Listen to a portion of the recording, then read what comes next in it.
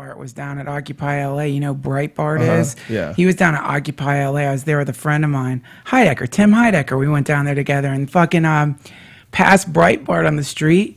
You know Tim Heidecker is? Tim and Eric's show. Yeah, You ever watched? Funniest fucking guy ever. And this is one of my favorite shows. But we're walking down the street, and not a name drop. I'm only saying it because this seems really out of character if you know that show. Walking down the street, past fucking Breitbart, and Heidecker, I didn't even recognize him. Heidecker, no hesitation.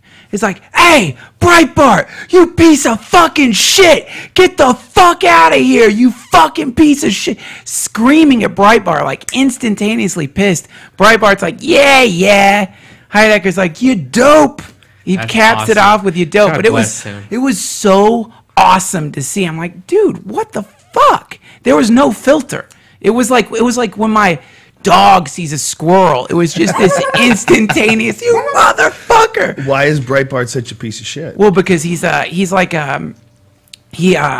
slants his stories. He got in trouble recently because this black lady is in charge of some form of housing or something, and like I can't remember the exact thing, but she was giving a speech and talking about how there was a white family that needed some kind of financial help from this organization, and she's like, they're white, and I didn't want to help them.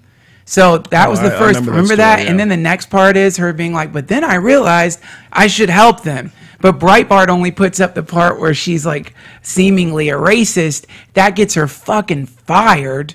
Then they tried to rehire her, but she wouldn't go back. She's like, fuck you. If you're going to fire me for some bullshit that Breitbart pissed up on the internet.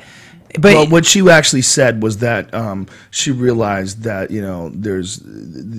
that it's not about who's black or who's white. It's about who needs things and who needs help. Yeah, that was her. It was like a lesson. Like she was talking about how when she was younger or earlier in her life, how she thought about things, but now she realized differently.